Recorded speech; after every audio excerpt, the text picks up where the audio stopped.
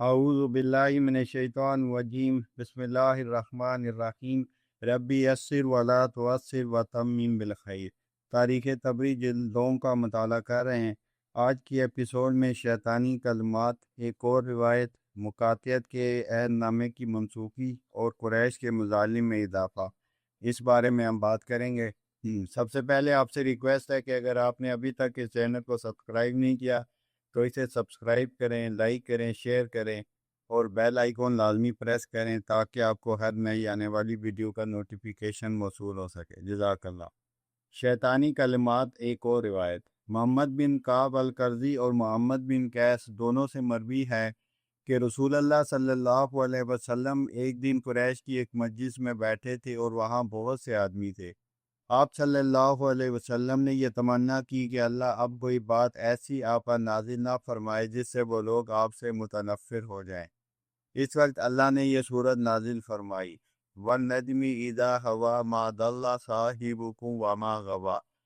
رسول اللہ صلی اللہ علیہ وسلم نے اسے قریش کے سامنے پڑھا اور اس مقام پر آئے، أَفَرَأَيْتُمُ اللَّاتَ وَالْعُزَّىٰ وَمَنَاةَ الثَّالِثَةَ الْأُخْرَىٰ۔ تو شیطان نے یہ دو جملے تِلْكَ الْغَرَانِيقُ الْأُولَىٰ وَإِنَّ شَفَاعَتَهُنَّ لِتَرْتَجَىٰ، آپ کے دل میں القاء کیے۔ آپ نے ان کو بھی پڑھا، پوری صورت ختم کر کے آخر میں آپ نے سجدہ کیا، آپ کے ساتھ تمام حاضرین سجدے میں گر پڑے۔ ولید بن مغیرہ جو کہ پیرانہ سالی کی وجہ سے سر بسجود نہیں ہو سکتا تھا، اس نے مٹھی اٹھا کر اس پر پیشانی رکھ کر سجدہ کر لیا، اور قریش رسول اللہ صلی اللہ علیہ وسلم کے ان الفاظ سے بہت خوش ہو گئے اور کہنے لگے، ہاں ہم اس بات سے واقف ہیں کہ اللہ ہی زندہ کرتا ہے اور موت دیتا ہے، وہی پیدا کرتا ہے، وہی رزق دیتا ہے، مگر یہ ہمارے معبود اللہ کے جناب میں ہماری شفاعت کرتے ہیں۔ جب تم نے بھی ان کو اپنے رب کے ساتھ شریک کر لیا ہے تو اب ہم تمہارے ساتھ ہیں۔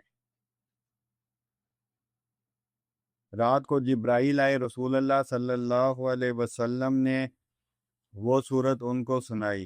جب آپ ان شیطانی کلمات پر پہنچے، جبرائیل نے کہا، میں نے یہ تو آپ کو نہیں پہنچائے۔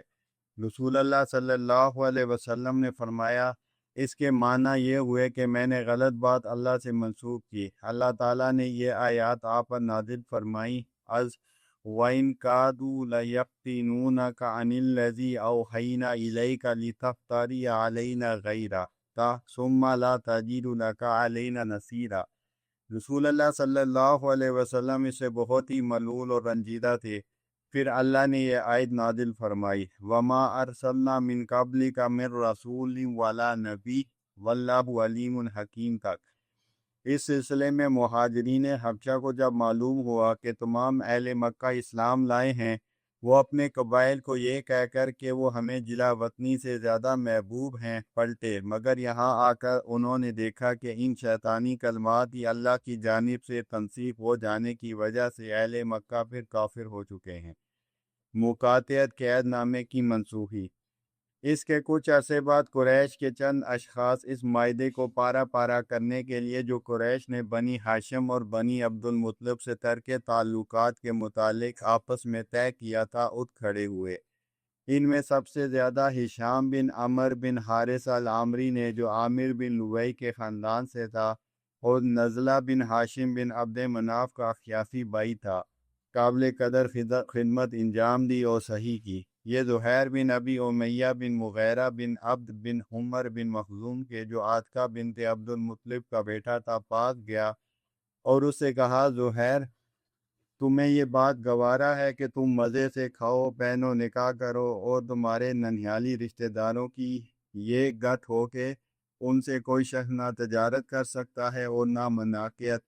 میں قسم کھا کر کہتا ہوں کہ اگر ابو الحکم بن ہشام کے ننھیالی رشتہ دار ہوتے اور تم اس کو ان کے متعلق اس قسم کے سلوک کی دعوت دیتے جیسا کہ اس نے تم سے عہد لیا ہے، تو وہ خود اپنوں کے متعلق تمہاری بات ہرگز نہ مانتا۔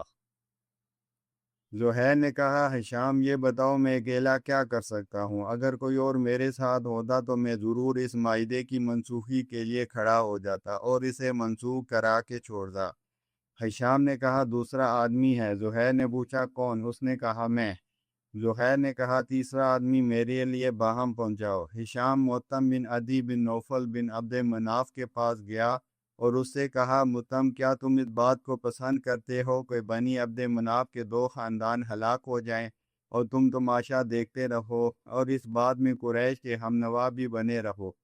باخدا اگر تم نے ان کو اس کا موقع بھی دے دیا تو پھر تمہاری بھی خیر نہیں۔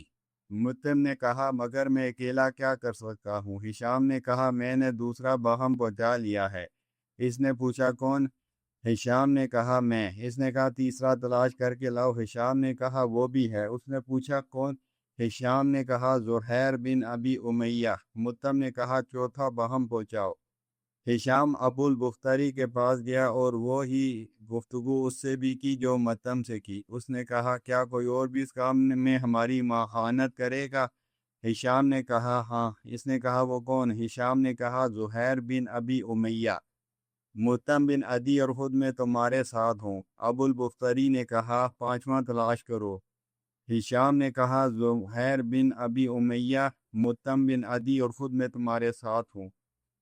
ہشام زما بن اسود بن عبد المطلب بن اسد کے پاس گیا اور اس سے بھی اس نے وہی گفتگو کی جو دوسرے سے کر چکا تھا اور کہا کہ وہ تمہارے قریبی عزیز ہیں، ان کی حمایت تم پر حق ہے۔ زما نے کہا جس کام کے لیے تم مجھ سے کہہ رہے ہو کیا کوئی اور بھی ہے جو اس میں ہماری اعانت کرے گا؟ ہشام نے کہا ہاں، اور اس نے اپنے سب شرکا کے نام لیے۔ تحریر معاہدہ کو دیمک کا کھانا اور کاتب کے ہاتھوں کا کل نجا ہو جانا۔ اتنے آدمیوں کی شرکت کے بعد اب ان سب نے اس ختم الحجون پر جو بالائی مکے میں واقع ہے جمع ہو کر مشورہ کرنے کا وعدہ کیا، اور یہاں یہ سب جمع ہوئے اور یہ طے کیا کہ اب اس معاہدے کو فسخ کرنے کی عملی کارروائی کی جائے۔ زہیر نے کہا میں تم سب سے پہلے اس معاملے میں اقدام کرتا ہوں اور اس کے متعلق قریش سے گفتگو کرتا ہوں۔ چنانچہ دوسرے دن صبح کو جب قریش اپنی مجلسوں میں آ بیٹھے، زہیر بن ابی امیہ ایک اللہ زیبتن کیے کعبے میں آیا۔ پہلے اس نے 7 مرتبہ کعبے کا طواف کیا، پھر وہ لوگوں کے پاس گیا اور اس نے کہا اے اہل مکہ، کیا یہ مناسب ہے کہ ہم تو مزے سے کھائیں، شراب پئیں اور پہنیں اور بنی ہاشم یوں تباہ ہوں کہ ان سے لین دین کی اجازت نہیں؟ میں اس وقت تک اب نہیں بیٹھوں گا جب تک اس ظالمانہ تعلقات کے قطع کر دینے والے معاہدے کو چاک نہ کیا جائے گا۔ ابو جہل نے جو مسجد کی ایک سن میں موجود تھا اسی وقت کہا تو جھوٹ بولتا ہے، بخدا یہ چاک نہیں کیا جائے گا۔ زما ابن اسود نے کہا بخدا تو نہایت ہی کاذب ہے، جب یہ تحریر لکھی گئی تھی ہم نے اسی وقت اس کو پسند نہیں کیا تھا۔ ابو البختری نے کہا بے شک زما ٹھیک کہتا ہے، اس میں جو شرائط درج ہیں ہم اس کو پسند نہیں کرتے اور نہ اسے تسلیم کرتے ہیں۔ متم بن عدی نے کہا آپ دونوں سچے ہیں، آپ کے خلاف جو کہتا ہے وہ جھوٹا ہے، ہمارا اس معاہدے سے کوئی تعلق نہیں، ہم اس کی بجا آوری سے بری الذمہ ہیں۔ ہشام بن عمر نے بھی یہی کہا۔ اس پر ابو جہل کہنے لگا معلوم ہوتا ہے کہ اس بات کا پہلے سے کسی اور جگہ سے تصفیہ کر کے یہ لوگ آئے ہیں، اچانک یہ بات نہیں اٹھائی جا سکتی تھی۔ ابو طالب بھی مسجد کی ایک سن میں بیٹھے تھے۔ متم بن عدی بڑا تھا کہ اس معاہدے کو لے کر چاک کر دے، مگر پاس جا کر دیکھا کہ دیمک نے اسے کھا لیا ہے، صرف اس میں سے تحریر کی ابتدا اللہم باسمی کا باقی ہے۔ قریش جب کوئی تحریر لکھتے تو ہمیشہ اس جملے سے ابتدا کرتے تھے۔ منصور بن اکرمہ بن ہاشم بن عبد مناف بن عبد دار بن قصی نے یہ معاہدہ اپنے ہاتھ سے لکھا تھا، اس کے ہاتھ چھل ہو گئے تھے۔ چند مہاجرین حبشہ کی واپسی۔ کچھ مسلمان مہاجر حبشہ سے مکے چلے آئے اور بقیہ وہیں رہے۔ پھر رسول اللہ صلی اللہ علیہ وسلم نے عمر بن امیہ الزمری کو ان کے لیے نجاشی کے پاس بھیجا، اس نے ان کو 2 جہازوں میں سوار کرا دیا۔ عمر ان کو رسول اللہ صلی اللہ علیہ وسلم کے پاس لائے۔ آپ اس وقت صلح حدیبیہ کے بعد خیبر میں تشریف رکھتے تھے، یہ اب آنے والے 16 تھے۔ قریش کے مظالم میں اضافہ۔